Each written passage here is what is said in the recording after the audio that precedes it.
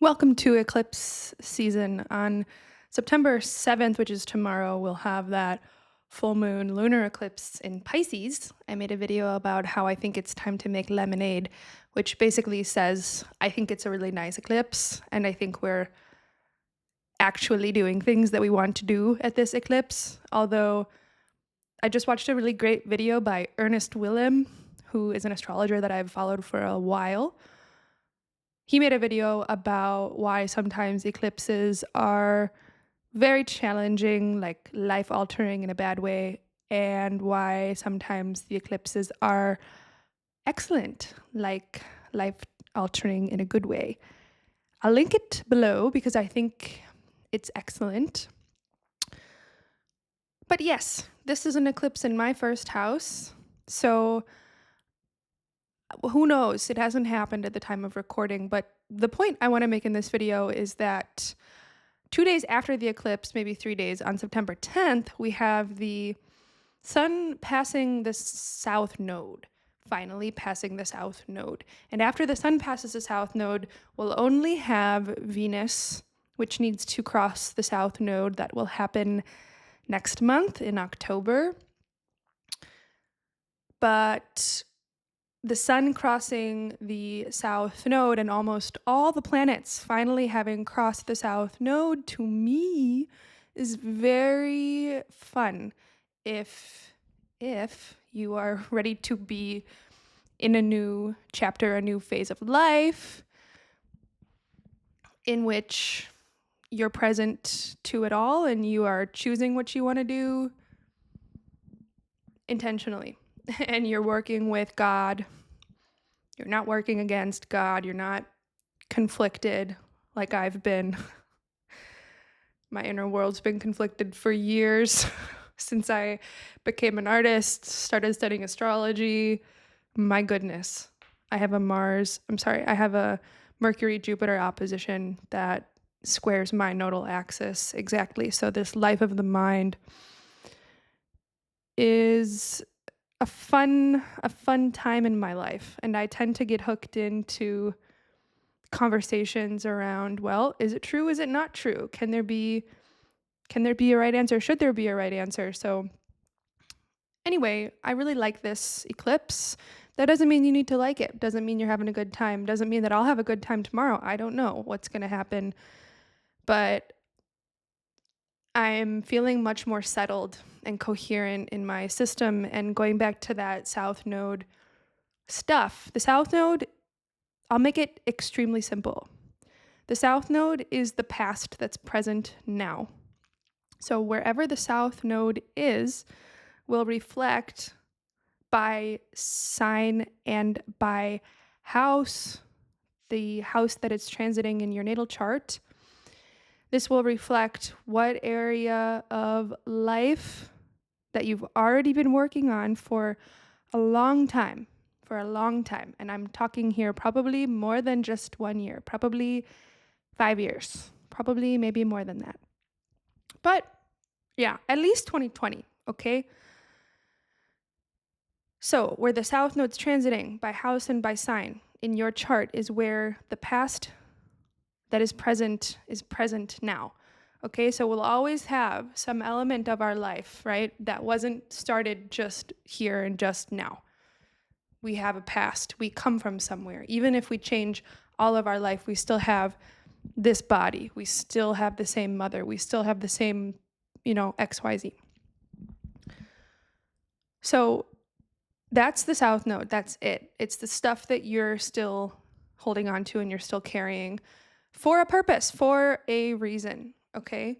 So in some effects, you're wanting to let go of what's with the south node. But I think most of the time, the south node is there for a reason. It's important to be looked at. In Virgo, again, make it very, very simple. It's just your attention.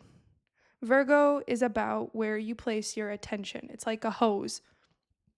The Pisces polarity to Virgo is the water that shoots out of the hose, okay? So where are you pointing the hose of your life? Are you using a hose to water your garden? Do you have a garden? Right? If not, it's your faucet that you fill up with water. Are you, this is a metaphor. It's a literal thing too, but it's a metaphor. Do you see what I'm getting at here? Virgo is just your attention. It's like your conscious attention. It's also where you go unconscious and you're, giving off all of your attention to places you don't actually like want to be anymore, but maybe you have feelings of that's where guilt comes in, it's where obsession comes in. Because you just have been doing it, you think it's the right thing to do because you've been doing it because it's a habit, it's a pattern. But all Virgo is, the way I see it, is your attention. It's your focus. And we live in an attention economy now.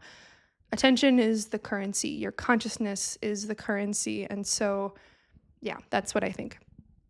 So having the South Node in Virgo anywhere in your chart is where, Virgo anywhere in your chart is where you are naturally giving your attention. It's where you're naturally devoting yourself in that place. You might be a little bit obsessed in that place, but active obsession in that you constantly want to show up and do work in that place and be present in that place. So that's how I see it. It's I'm not reading this positive, negative stuff with Virgo. I'm seeing it very, very clearly.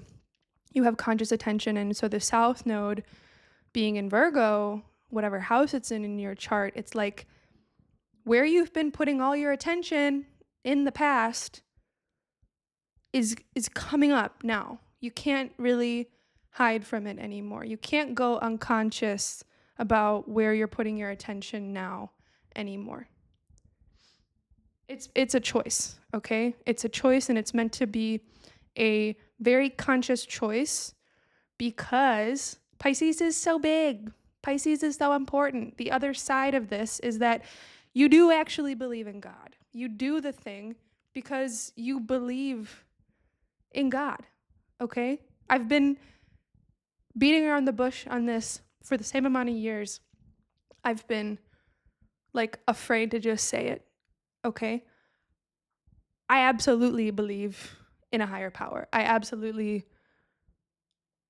don't believe that I am the higher power. I absolutely believe the higher power sits in each and every one of us, probably in our hearts. And I'm actually leaning these days more towards a polytheistic scenario. That could change. Don't quote me on that forever. But anyway, devotionality, okay? Your devotion to God. And if you're being triggered by these words, then this isn't your video. I don't really care. What you devote your attention to is your God.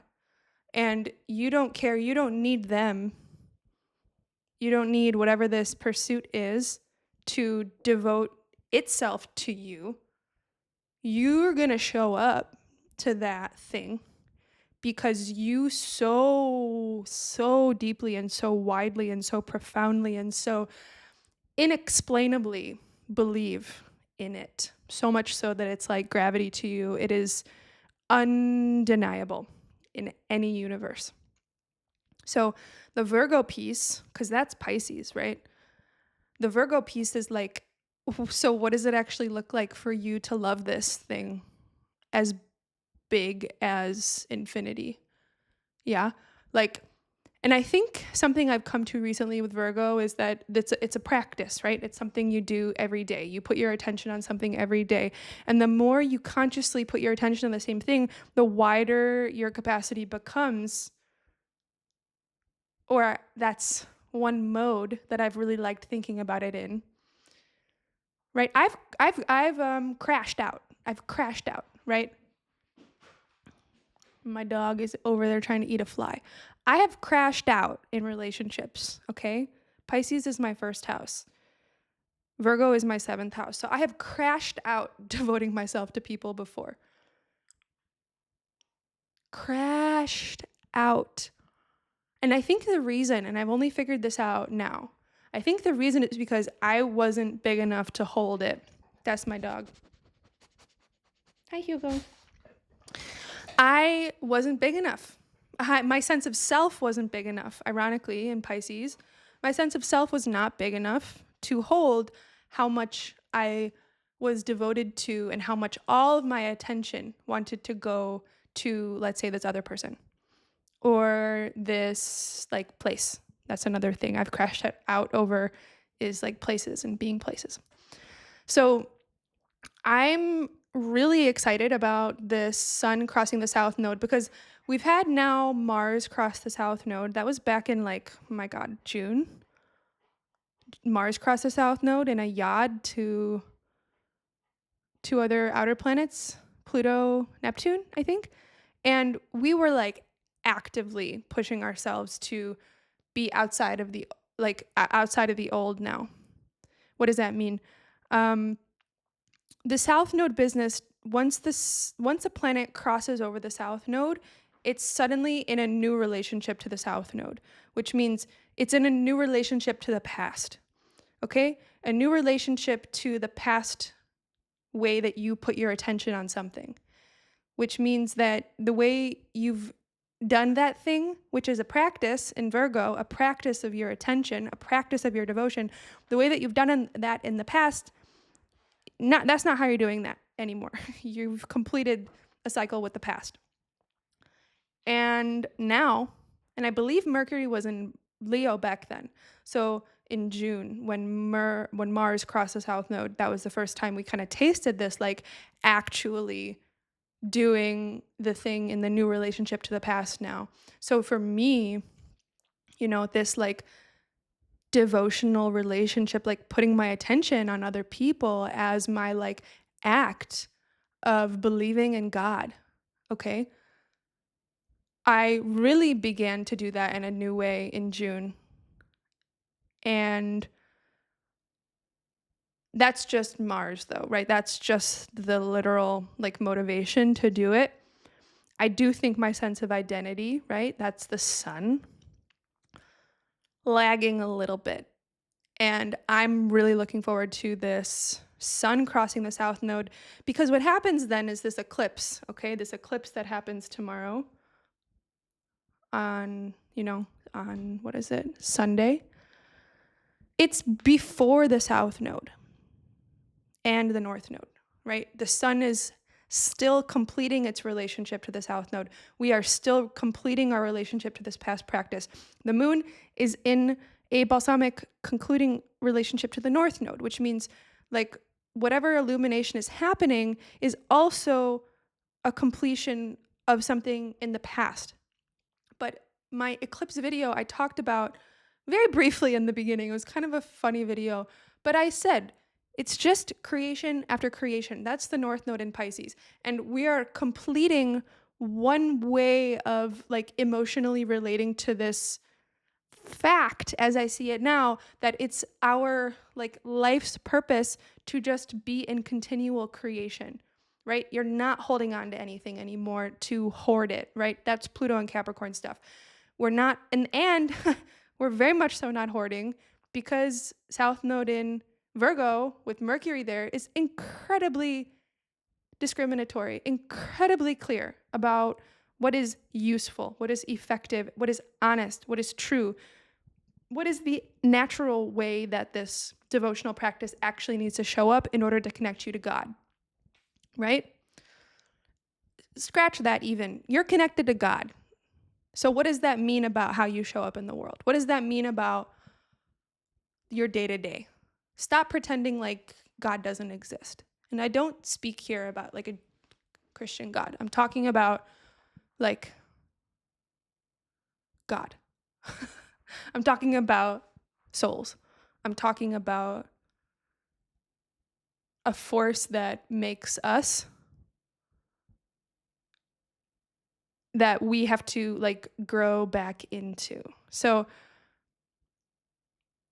we have space for it, but I don't think we believed it. I certainly did not believe it. I certainly did not believe it in the last few years. I had abundant evidence for it, but it was so much so that I collapsed, completely collapsed on myself, okay? Saturn in Pisces knocked me out, okay?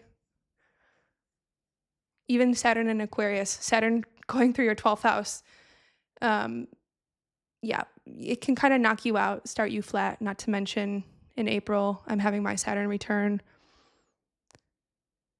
I'm very excited for the next 6 months. And I do think it really starts now because what happens, we have this eclipse tomorrow, but like I said, it's still concluding. We're finishing up everything. It's not just a lunar eclipse. People say like, oh, lunar eclipse, end of a cycle, blah, blah, blah. Fine. But this is a lunar eclipse in balsamic conjunction to the north and the south node, which means like we are completing a story based on like what's our destiny right now.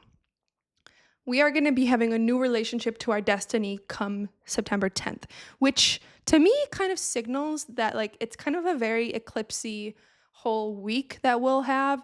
Sunday, Monday, Tuesday, Wednesday. It'll be very eclipsy because the sun won't have crossed the south node yet.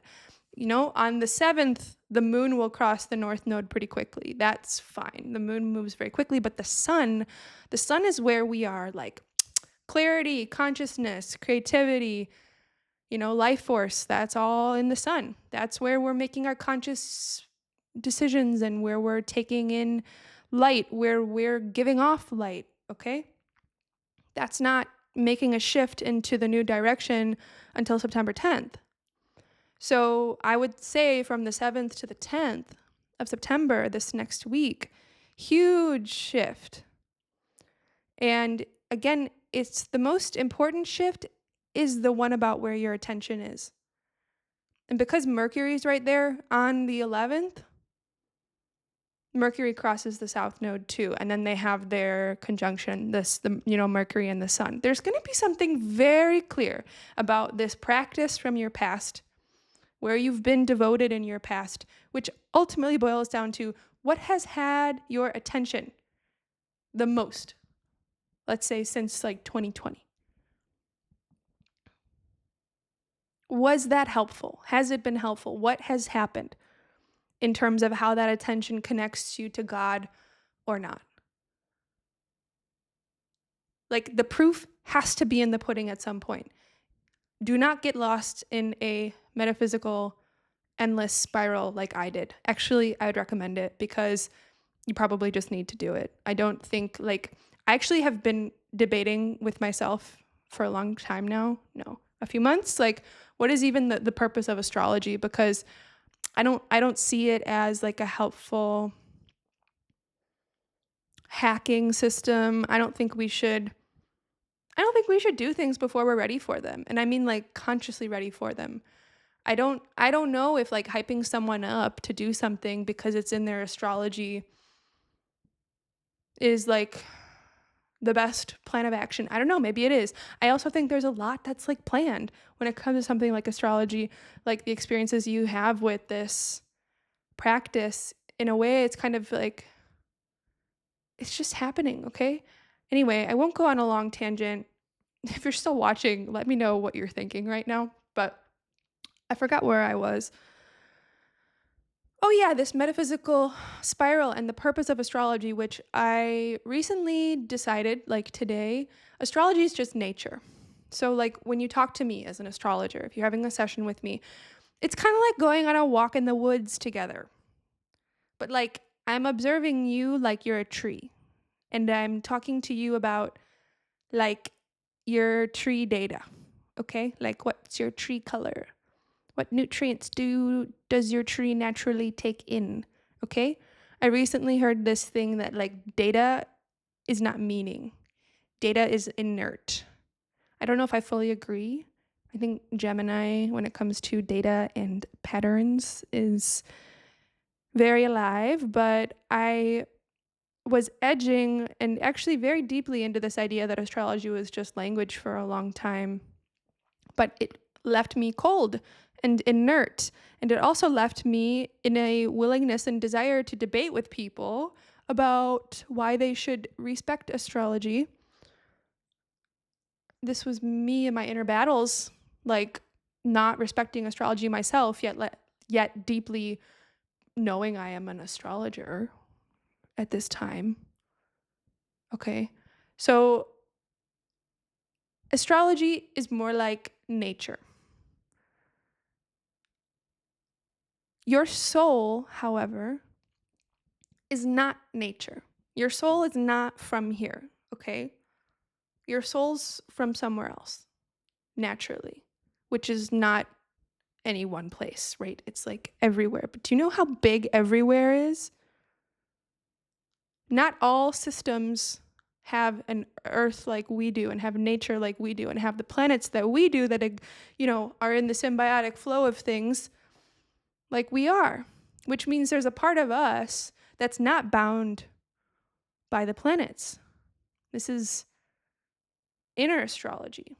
Sri Yukteswar talked about astrology in terms of not being controlled and actually mastering your planets. And man, have I gone down a rabbit hole in the last few days that I have enjoyed every minute of. So don't anyone please pop my bubble. There is a guru, an Indian guru, okay, online. His name is Guru Pashupati. He claims to be a student of Mahavatar Babaji, who is essentially like an ascended master, but is still alive. And to put these dots together, Sri Yukteswar was a student of Mahavatar Babaji also. And the link to astrology for me is that I began astrology studying evolutionary astrology as essentially channeled by Jeffrey Wolf Green. Jeffrey Wolf Green channeled evolutionary astrology from Sri Yukteswar in a dream. And apparently Sri Yukteswar downloaded evolutionary astrology in Sanskrit to Jeffrey Wolf Green, if I'm not wrong.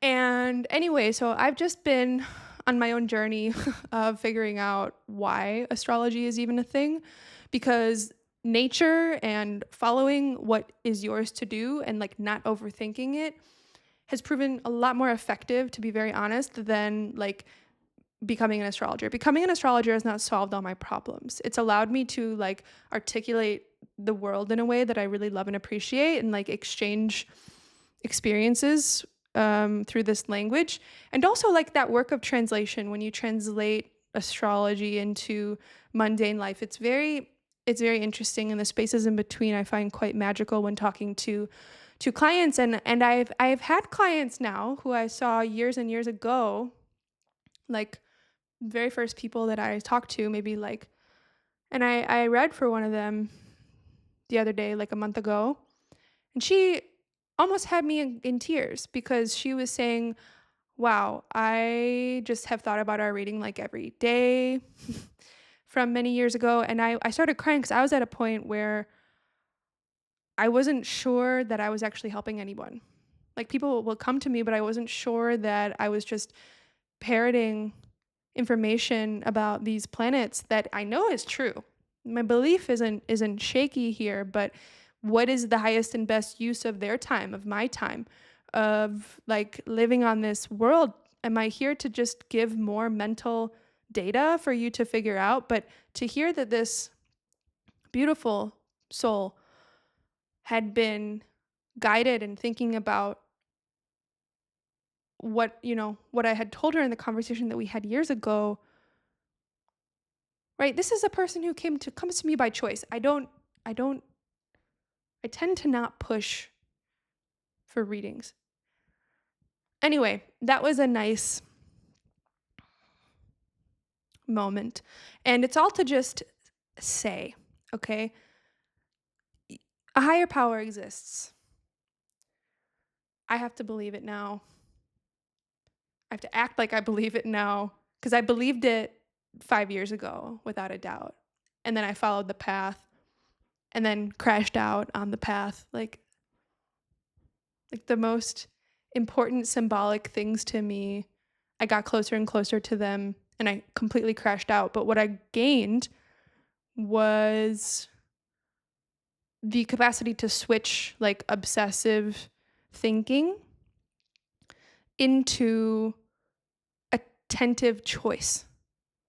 Okay? I used to kind of think that like an obsessive thought or like returning thought to the brain meant there was some important connection that needed to be, followed and like completely understood. I don't think we're here to completely understand everything. I think we're here to, like Sri Yukteswar says, master our planets and master our mind, which doesn't mean like, okay, make irrational, dumb decisions and be unsafe. But it's like you do not have to indulge every thought in your brain. You do not, in fact, I also recently learned emotions are not directions. It feels silly saying that now, but emotions are not directions. Emotions are powerful and important, but they are not meant to guide you one way or another. Nope. And they don't mean anything either about your moral standing in life. You experience them, you get to know them, see them, right? Go into that nature hike with your emotions. What is it? Okay? Like what's like don't even go into the storyline so much. Don't even do that. Just be with it. Feel it. And then it dissipates, it goes away. So, okay, I'll probably bring this to an end now, but I just wanted to share this thought. This is all around that September 10th Sun crossing the South Node, September 11th, Mercury crosses the South Node. I just love it because it's so obviously happening in my life where I feel like I've reclaimed my attention, especially when it comes to closest relationships in my life. Because I just think about other people all the time. And now I can think about what I'm doing in my day-to-day life instead that brings me closer to God, brings me in a more tangible relationship to God where, like astrology, it's just there. And it's not something I have to intellectually prove to someone. So this might not be your eclipse experience unless you're a Pisces rising like me. And even then, probably not, because you've probably got a whole other soup of transits. A whole other soup of natal chart. But just wanted to share how it's shaken out for me. So I hope you have a lovely time. I hope the eclipse is going great for you. I'll put the link for this Ernest William video. I think it's great. For example, the March eclipse, I crashed out. The same Pisces, there's like a Pisces new moon, I think, and I think it was a Virgo full moon. It was a Virgo full moon, and I crashed out. I forgot. Basically, I got a big, no signal. I got a big boot from the universe, kicked me in my pants harder than I've ever been kicked before to, stop doing what I was doing. So I can't imagine this will be worse. Could be, who knows? But I feel better. I feel like I've been more aligned since that. Ernest William talks about this very well. That's why I brought that up. So I'll put that link. Go watch it. So that's all. I hope you have, again, lovely eclipse. Take it easy. Enjoy your life. Be calm. Be happy. That's the choice that you actually want to make, is to be happy, because you can. It's a choice. Okay. Bye.